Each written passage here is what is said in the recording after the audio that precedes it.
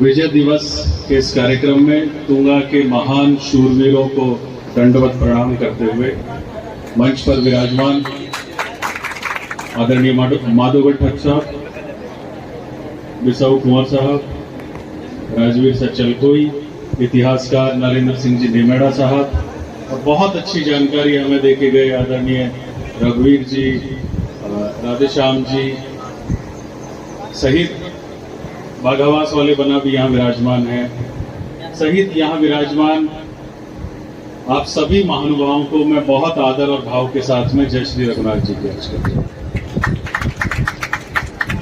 237 वर्ष पूर्व आज के दिन इस धरती पर एक ऐसा युद्ध लड़ा गया। आप बात कर रहे थे हल्दी घाटी की, यदि अगर उसकी तुलना आज के समय में जो गिरी सुमेल युद्ध हुआ था, जहां की शेरशाह सूरी को भागना पड़ा और यह कहना पड़ा कि एक मुट्ठी बाजरे के लिए मैं हिंदुस्तान के बादशाह खो देता, लगभग वैसा ही ये युद्ध था तुंगा का युद्ध। यहां पर यह युद्ध दिल्ली के बादशाह शाह आलम और ढूंढाड़ के महाराजा सवाई प्रताप सिंह जी की सेनाओं के बीच में लड़ा गया, जिसमें दिल्ली के बादशाह शाह आलम के चीफ कमांडर सेनापति मराठा कमांडर महादजी सिंधिया थे।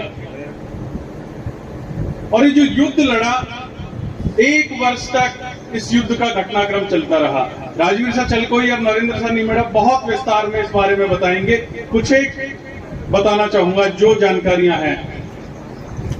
सबसे पहले तो खुद को खुशकिस्मत भी इसलिए समझता हूं, बिसाऊ वाले बना विराजमान है, आपके परदादों सा काम आए। बाघावास वाले बना विराजमान है, आपके परदादों सा काम आए। माधोगढ़ ठिकाने में सबने कैंपिंग की, यहाँ के स्थानीय लोगों ने, सबने, सर्व समाज के लोगों ने पूरी बहादुरी के साथ अपना अपना जो भी भरसक प्रयत्न किया जाना था वो किया और धूल चटाई। यहाँ के इस क्षेत्र के बाकावत वीरों ने भी जबरदस्त युद्ध कौशल दिखाया। लेकिन उन सब के बीच में खुद को सबसे अधिक खुशकिस्मत इसलिए मानता हूं कि पितृपक्ष से मेरे परिवार के, मेरे पूर्वज धीरावत भी इस युद्ध में काम आए। मेरे गांव के मेरे पूर्वज, मेरे परदादों का, साथ ही साथ मेरी मातृपक्ष से बोरुंदा के मेड़तिया, बदन सिंह जी और सूरजमल जी 2 पीढ़ियां इस युद्ध में काम आई। इसलिए अधिक खुशकिस्मत समझता हूं कि मातृपक्ष से और पितृपक्ष से यदि अगर एक साथ किसी युद्ध में काम आए तो तुंगा की बैटल में काम आए। और किस तरह का अनूठा युद्ध रहा होगा ये। 23 जून को आके कैंपिंग कर लेते हैं, जैसा माधोगढ़ ठग साहब ने बताया कि मोरेल नदी के आसपास में। उससे पहले की यदि अगर बात करें तो महादजी सिंधिया के भाई जयप्पा सिंधिया, जिन्होंने की मारवाड़ में महिलाओं के साथ में छेड़खानी करने की कोशिश की, बदसलूकी करने की कोशिश की, तो राठौड़ वीरों ने मौत के घाट उतार दिया। उसके पश्चात जो जयपुर जैसी खूबसूरत नगरी बनाई और ढूंढाड़ प्रदेश की राजधानी आमेर से जयपुर शिफ्ट की महाराजा सवाई जय सिंह जी ने। सवाई जय सिंह जी के देवलोक उपरांत महाराजा सवाई ईश्वरी सिंह जी के देवलोक उपरांत महाराजा सवाई माधो सिंह जी जब राजा बने, तब मराठों ने आकर जयपुर शहर उस समय दुनिया का, इस एशिया का सबसे खूबसूरत शहर था, सबसे अच्छा बाजार था, पूरे एशिया का ट्रेडिंग हब था। वहां आकर जो महिलाओं के साथ में बदतमीजी करने की कोशिश की, फिर आकर बदसलूकी करने की कोशिश की, तो ये इतिहास में हुआ। जयपुर के कछुआओं ने एक दिन के अंदर 5000 बदसलूकी करने वाले और मराठाओं को मौत के घाट उतारा और दिन दहाड़े उतारा। उसके पश्चात बदला लेने की नीयत से दिल्ली के बादशाह शाह आलम की नजर थी जयपुर के ऊपर, इतने खूबसूरत शहर के ऊपर, कि इसको कब्जा किया जाए। उन्हें सहयोग मिला मराठा सेनापति महादजी सिंधिया का, और मराठों और मुगलों की संयुक्त सेना इस जयपुर को लूटने की नीयत से आई। सवाई प्रताप सिंह जी, किस तरह की विपरीत परिस्थितियां यहां पर रही होंगी कि कुछ सालों के अंतर में ही जयपुर के 2 राजा देवलोक हो जाते हैं ढूंढाड़ प्रदेश के। सवाई प्रताप सिंह जी उस युद्ध के समय मुश्किल से 20 वर्ष के आसपास उनकी उम्र थी। इसके अलावा युद्ध पूर्व में भी हो चुके थे, लेकिन जो सूझबूझ का परिचय दिया सर्व समाज के लोगों ने इन कछुआ वीरों के नेतृत्व में बार बार समझाते रहे। सवाई प्रताप सिंह जी ने युद्ध को टालने की बार बार कोशिश की। 63 लाख रुपए अतिरिक्त लगान लगा दिया गया ढूंढाड़ प्रदेश के ऊपर। 10 लाख रुपए उसे देकर युद्ध पुनः टालने की कोशिश की। जैसा कि अभी पूर्व में राधेश्याम जी ने बताया शायद कि मीणाओं और उन्होंने परेशान कर दिया। दौसा के आसपास में सर्व समाज के लोगों ने उन कछुआओं की लीडरशिप में महादजी सिंधिया को इतना परेशान कर दिया कि उसे वापस बैक होना पड़ा, चला गया दिल्ली के लिए। लेकिन खुद तो चला गया, अपने एक कमांडर रायाजी पाटिल नाम के व्यक्ति को और उसके साथ में एक बटालियन को सांगानेर में बिठा गया। फिर टालने की कोशिश की बार बार, लेकिन जिस तरह से परेशान किया जाने लगा, 1 साल तक छुटपुट लड़ाइयां चली। 23 जून के दिन मोरेल के आसपास में जो फ्रेंच कमांडर था, उस समय की आप विपरीत परिस्थितियां देखिए। ढूंढाड़ प्रदेश के राजा बहुत छोटे, साधन संसाधन उतने अधिक नहीं थे, अत्याधुनिक हथियार नहीं थे।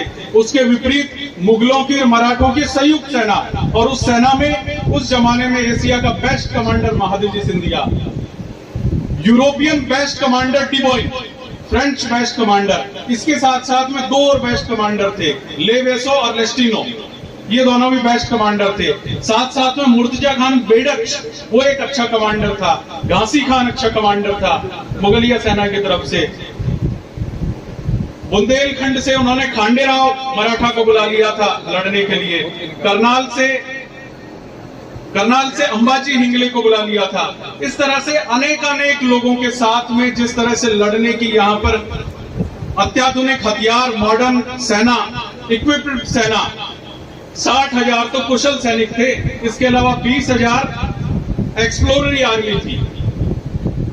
उन 80,000 अत्याधुनिक कमांडरों के साथ में, अत्याधुनिक हथियारों के बीच में यदि अगर ढूंढाड़ की सेना की बात की जाए तो 20,000 सेना मैच। राजा की उम्र बहुत कम। उन्होंने मारवाड़ के शासक महाराजा विजय सिंह जी से सहायता मांगी, महाराजा विजय सिंह जी राठौड़ से। उन्होंने राठौड़ योद्धा रिया के ठाकुर साहब जवान सिंह जी के नेतृत्व में और अपने विश्वस्तंभ भीम सिंह जी के नेतृत्व में लड़ने के लिए भेजे। साथ ही साथ में ये ढूंढाड़ प्रदेश में शुरू से रहा है कि नागा साधुओं की भी एक सेना रहा करती थी। 5,000 वो नागा साधु भी थे। इसके अलावा अजमेर के कुछ राठौड़ सैनिकों ने भी मदद की। इस तरह से एक छोटी सी सेना। और हथियारों की यदि अगर बात करें तो राजा मान सिंह जी जो अफगानिस्तान जीतकर जो तोपें लेके आए थे, बस सिर्फ वो तोपें थी, अत्याधुनिक हथियार नहीं थे। उसके बावजूद 23 जून को कैंपिंग हुई और 23 जून से और 23 जुलाई तक छुटपुट घटनाएं लगातार 1 महीने तक होती रही। उसके बाद सवाई प्रताप सिंह जी ने इसी माधोगढ़ के किले में बैठकर एक पत्र लिखा और ललकारा महादजी सिंधिया को कि पिंच बैटल कर, आमने सामने आके सन्मुख युद्ध कर। उन्हें मुगल और मराठा सेनाओं को ये पता था कि सन्मुख युद्ध में यदि अगर राठौड़ और कछुआए संग्राम सिंह जी पाटन के युद्ध में भी काम आए, मराठों को तब भी मार के भगाया उन्होंने। किस तरह का युद्ध कौशल, जबरदस्त युद्ध कौशल उन्होंने निभाया अत्याधुनिक हथियारों के सामने, बेस्ट कमांडरों के सामने। ये मारवाड़ और ढूंढाड़ की सेना में यदि इनके पास में कुछ था तो हौसला था, जज्बा था, शूरवीरता थी, पूर्वजों के रक्त का उन्हें भान था और क्षत्रिय उज्जवल परंपरा का अपने आप में भारी अभिमान था उन्हें। उसकी बदौलत अत्याधुनिक हथियारों और बेस्ट कमांडरों को वो धूल चटाई, लेकिन इतिहास के साथ में भुला दिया गया। और उन्होंने तो वो दिखाया कि इला न देनी आपनी हालनियो हुल रहा है, पूत सिखावे पालने मां मरण बढ़ाई माए। लेकिन हम खुद में यदि आत्म अवलोकन करें तो हम भूल गए हमारे पूर्वज, शक्ति को हम भूल गए और परिणाम ये हुआ कि आज शक्ति ने हमें भुला दिया। लेकिन आवश्यकता है, ये समय है अपने पूर्वजों को नमन करने के लिए, अपने उन महान पूर्वजों को याद करने के लिए हम सब लोग इकट्ठे हों। और तूंगा के लोगों को तो विशेष तौर पे इसलिए प्रणाम करता हूं कि आपके जरूर कोई पिछले जन्म के पुण्य कर्म रहे होंगे जो आपने इस धरती पर जन्म लिया, इस पुण्य पवित्र धरती पर।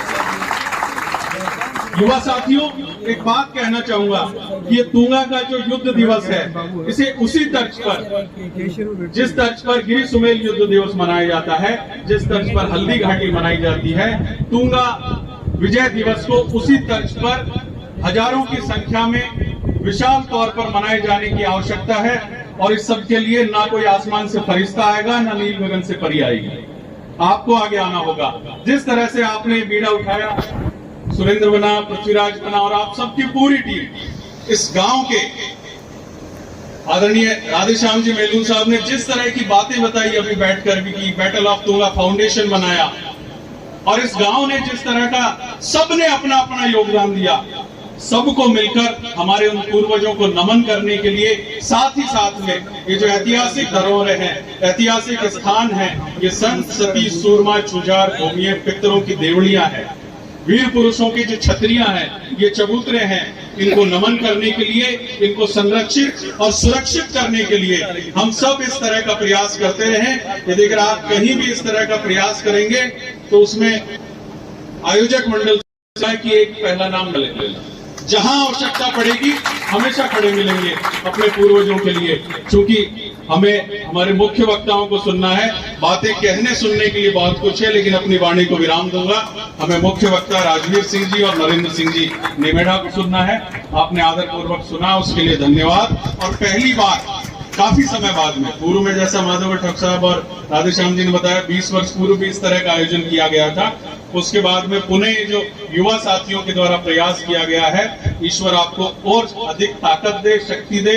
इस तरह का कार्यक्रम संपूर्ण राजस्थान में जहां जहां अपने पूर्वजों के स्थान है, हम सब कर सके, उनको नमन कर सके, इतिहास से प्रेरणा ले सके। पुनः एक बार धन्यवाद।